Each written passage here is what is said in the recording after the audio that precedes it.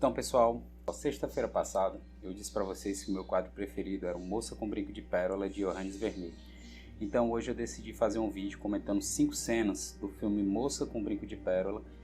Antes de começar propriamente o filme, eu tenho que dizer que o filme ele passa em Delft, na Holanda, no ano de 1665, um pouco mais de 100 anos depois da Reforma, e num período onde a Holanda passa por intensa crise e o protestantismo cresce demasiadamente na Europa.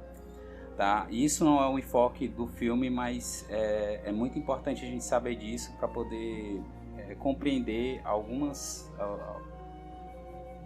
contexto do filme, que a gente vê que rola algumas tretas em relação a isso também. Até porque a Gretchen, ela vem de uma família protestante, né? Fique distante das preces católicas deles. Se precisar estar com eles quando rezarem, tampe os ouvidos. Onde o pai dela também era artista, pintor de cerâmica, mas ele era cego e estava doente, então não poderia trabalhar. E então Gretchen, que é interpretada por Scarlett Johansson, ela precisa ir trabalhar na casa de Vermeer. Eu também peguei o da Cornélia. É de uma família católica. Conhece a casa do mestre Vermeer? Avise que a nova criada chegou.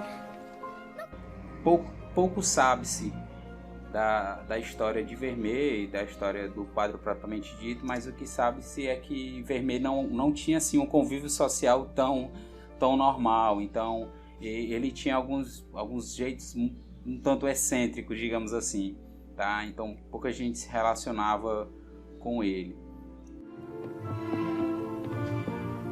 Tem que limpar lá dentro. Agora não! Ele está pintando. Outra coisa que é importante salientar é que ele não cuidava da vida financeira da família, digamos assim. Todos os contratos dele com os mecenas eram gerenciados pela sogra dele. Não é a primeira a Isso é um esquecer fator os modos interessante diante no de um filme quadro dele. Diga-me. Mas o contexto do filme é esse. Então vamos para a primeira cena. Tá? Na primeira cena, Gretchen ela entra no ateliê de Vermeer e se depara com as janelas sujas, né? E ela toma uma atitude um pouco esquisita para quem não entende os conceitos básicos da luz, mas que faz todo sentido e acaba sendo uma pergunta que eu diria genial, né, a se fazer. Sim? Com relação ao ateliê, senhora. Devo limpar as janelas? Não precisa me perguntar esse tipo de coisa. É que pode mudar a luz. Tá, parece ser algo bobo, sabe? Mas a gente, quem trabalha com imagem, quem entende Claro. a variação, a mudança de luz, sabe? E realmente observa esses detalhes, sabe como isso é importante. Então a cena 2, Gretchen, ela entra no ateliê de Vermeer e tem um equipamento diferente para ela ali, que é um equipamento que era usado por um dos meus artistas favoritos, na verdade, o meu artista favorito, que era Caravaggio, né?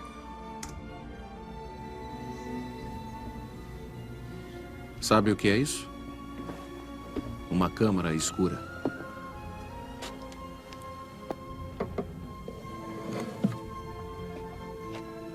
Olhe dentro do vidro.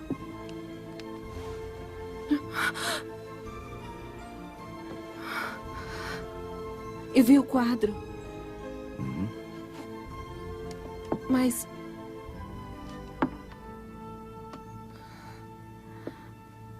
como entrou aí dentro?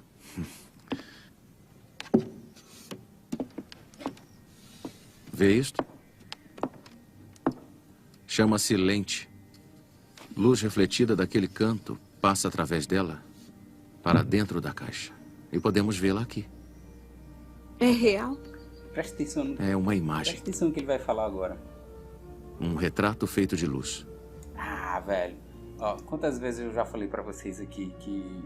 Cara, ele acabou de definir etimologicamente a fotografia, sabe? E a gente vê que são conceitos, cara, muito antigos mesmo. E já se falava em fotografia naquela época, né? Então todos os conceitos que hoje a gente usa vêm de muito tempo, né? A terceira cena Vermeer ele dá uma aula de gerenciamento de cores para Grit e depois faz uma pergunta excepcional. Grit não fica por baixo, sabe? Ela responde de maneira também fantástica. Vamos dar uma olhada. Olhando o quadro? E então? Nada está da cor certa. Esta é a cor básica. Dá ao tom sombra na luz.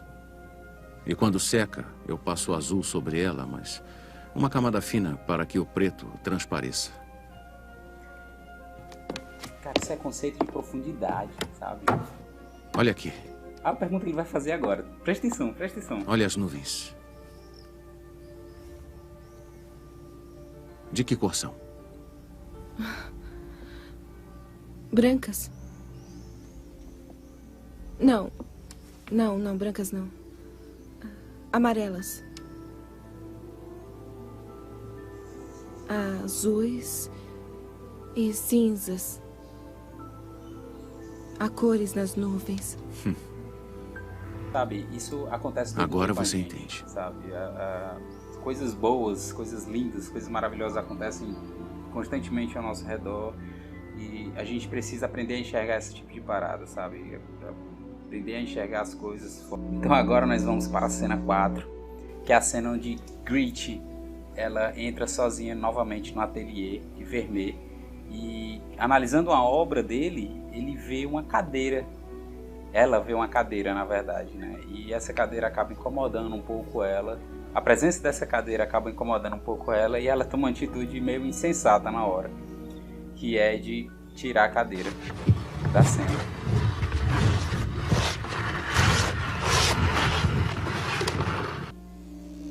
Sabe, o mais legal é que no outro dia ela volta lá pra dar uma olhada no quadro, sabe?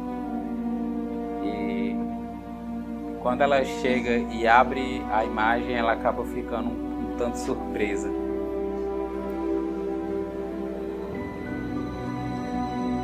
Sabe, Vermeer, assim como o Caravaggio, ele tem uma tendência a desenhar aquilo que está na cena, sabe? Aquilo que existe, sabe? Sem inventar, sem pôr nada, tá entendendo? Então isso é muito interessante, por isso que essa cena me chama muita atenção também, tá? E a quinta e última cena que eu acho fantástica nesse filme, para fechar com chave de ouro, é justamente a construção do quadro Moça com Brinco de Pérola. Tire a touca. Não, senhor. Não posso. Pegue outro pano. Tá, ele pede para ela pegar um outro pano. Isso é um detalhe importante, porque ela pega um pano azul e durante algumas cenas do filme a gente vê ela fazendo um corante azul, uma tinta azul. E o que sabe-se é que esse pigmento que fazia a tinta azul era um pigmento que valia mais do que ouro na época, né? Então você vê que como o Vermeer levava os seus quadros a sério. Abra a boca.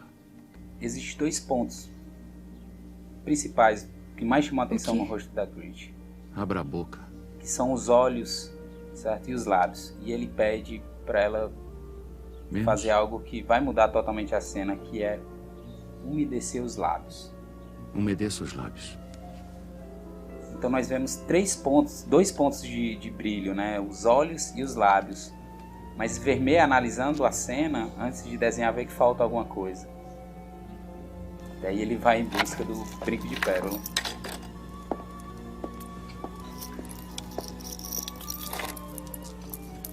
Use isto. E eu acho que é isso que Olhe para mim. eleva o trabalho Vire a de cabeça, não Vermeer os ombros. de uma posição de um bom quadro para uma Olhe pra obra-prima, que é justamente o fato de existir esses três pontos: os olhos, os lábios e o brinco de pérola, que faz com que quem está vendo o quadro faça uma leitura total do frame, tá entendendo?